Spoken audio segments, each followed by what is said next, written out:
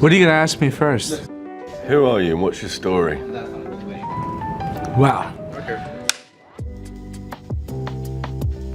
I'm a guy who was born in the Bronx. I'm someone who has been involved in finance throughout my entire professional career. You know, my passion has always been around creating innovation in finance. I guess growing up, New York has always been the epicenter of everything.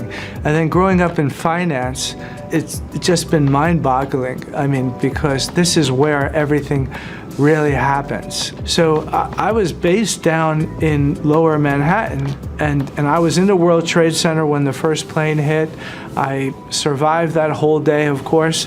But to see the nature of people change and to see the dynamics of downtown Wall Street change, that, I think, epitomizes to me what New York is. It's an ever-changing thing, and that's what I've loved about living and working in this area. I was educated at Rutgers University. I studied economics. I became a CPA, and I've worked myself up on, through Wall Street for 35 years, working from an auditor to a staff accountant, to a controller, to a CFO, to a chief operating officer. And I've run some incredibly large businesses and gotten an opportunity to expand finance throughout Latin America, Eastern Europe, and emerging Asia, back at a time where merchant banks were a big thing on Wall Street, where people were still providing the seed capital for economies to emerge.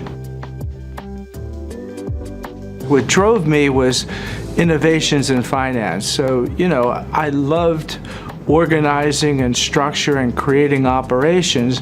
And actually, one of my most significant expertise was operational efficiency. So through much of my early career on Wall Street, what I did is designed operating systems to be efficient so that we could process large amounts of transactions and understand some of the new innovations. So I grew up on Wall Street where, accounting and finance was becoming very big. It went from millions to billions to trillions very quickly. And most of that centered around the development of the PC. It's a very kind of similar thing to what we're seeing with technology today in the blockchain. Where I am right now, I'm really more focused on how to bring finance to places that don't have finance capabilities. The motivation has definitely changed over the years. I stumbled across blockchain because I was looking for a solution for distributing a product.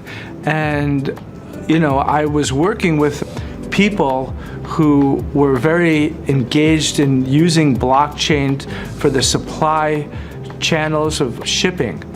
And when I saw what a blockchain was, I said, wow, this would be an amazing thing to tokenize a product and to eliminate the currency risk and to eliminate the counterparty risk. So I started doing some research on blockchain and how I could use it to distribute product to people who didn't have access to products.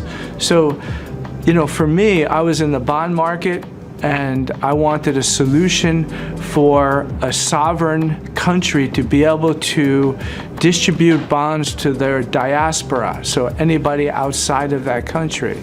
And blockchain seemed like a natural fit when I looked at the operational process and what blockchain could solve in that operational process. My passion has always been on the macroeconomics of global finance. And when you look at what are the barriers, why are there people that are small producers but have no access to a marketplace? And why are there people who need supplies but can't access those supplies? I look at a blockchain as a global marketplace. I'm talking about how I can allow people to transact with people they've never met and be assured that they have the right credit profile for them to deal with. But these people don't have access to the markets, and being able to provide them that access, I think, is a game changer. It changes global wealth.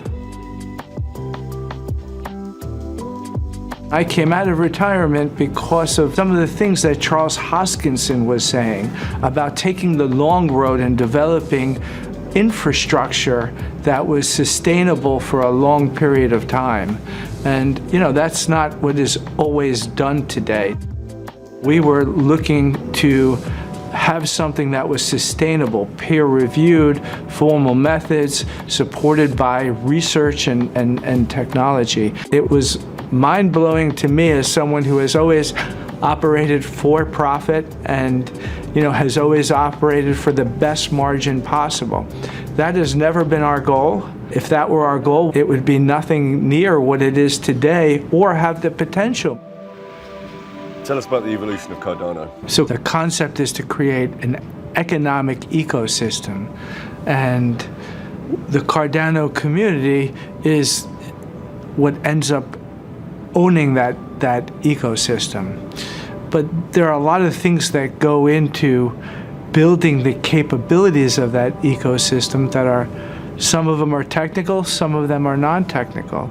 I think in building the Cardano community, looking at Input-Output Global as the technology provider, the Cardano Foundation as the stewards of the Cardano community, and Emergo as the entity responsible for incubating adoption and development on the Cardano platform. When you bring all those things together and you think about, well, how do you create liquidity in a cryptocurrency?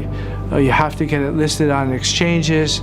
You have to create adoption by institutions as well as a large amount of retail investors.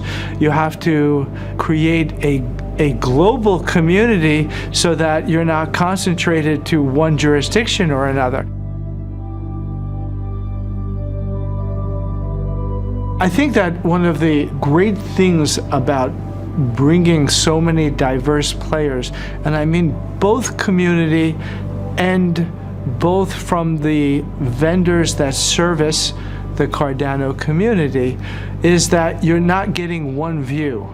It's not one political view, it's not one economic view, it's a culmination of many different views. And I think that's the strength of the Cardano community.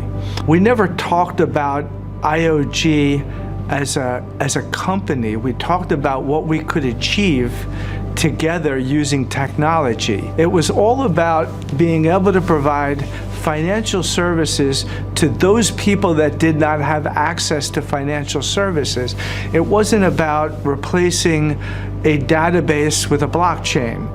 It wasn't about replacing an application with a DeFi solution. It was about providing something to a people that didn't have access to it. This is just a new product.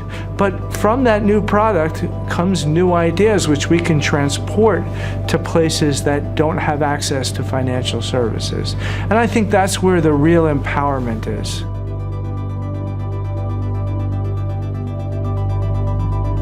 The big joke in the firm is I'm Mr. Interoperable. I'm Mr. Interoperable because I've been the chief operating officer of an investment bank that had a very large technology budget. And I never wanted to use that budget to reinvent my systems. It's the last thing I want to do, because an investment bank is not a technology firm. They use technology to improve their margins.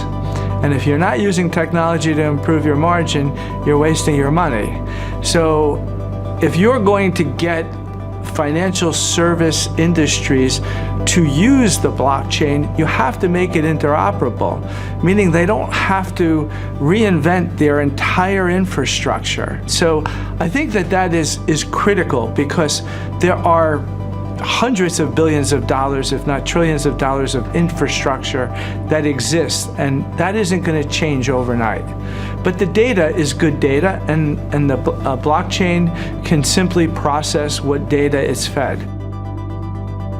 I've always said interoperability is also important because there doesn't have to be one blockchain that wins. You know, a lot of these blockchains do very different things, and a lot of the communities are in this blockchain or that blockchain for their very specific reasons, but it doesn't mean that they can't transact with other blockchains. And I don't think there has to be one clear winner, certainly not on the infrastructure side. And to allow applications to go from blockchain to blockchain, I think is just healthy for the industry.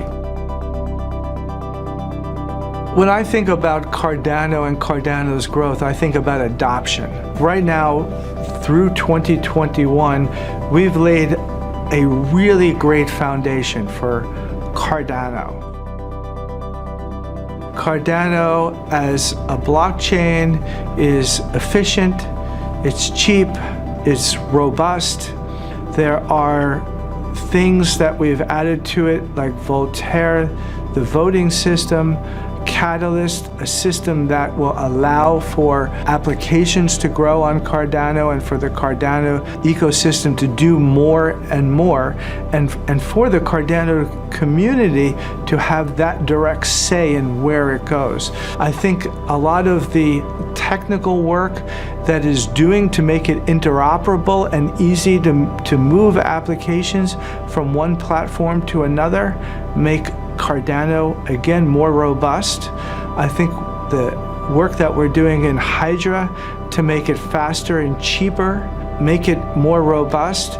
I think the concepts of a stable coin to make it create a stable currency on the platform, again, will make it more robust. So I only see that we've laid a really good foundation, and now working with the community is how do we build that nice, beautiful, efficient house.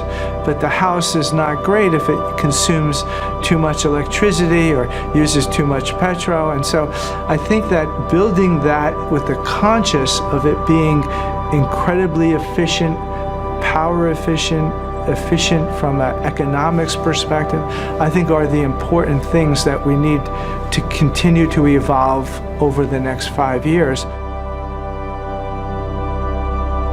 It's a business that isn't motivated by pure profit. It isn't that we don't make a profit, it's just not the primary motivation. Doing good for the world, providing finance to people that don't have access to it, providing a capability to a sovereign country that doesn't have that capability right now is some of the things that I think really motivates Charles Hoskinson, and therefore it gets pushed down to the rest of the company, and it really motivates the rest of us. Imagine I spent 35 years in a career figuring out how to extract another penny out of a nickel, constantly looking to improve my margins. And now with IO Global, I have to figure out how to provide resources to get projects done without trying to pressure people to improve their margins. And as anybody in IO Global will tell you, that's it doesn't come natural for me. I always have that moment where I'm like, are you sure we really need to do this? And I wear that CFO hat, but at the end of the day, I wouldn't have come out of retirement to do something as a job. It's all about me providing resources so that we can accomplish what Charles Hoskinson's vision is. It gives me purpose.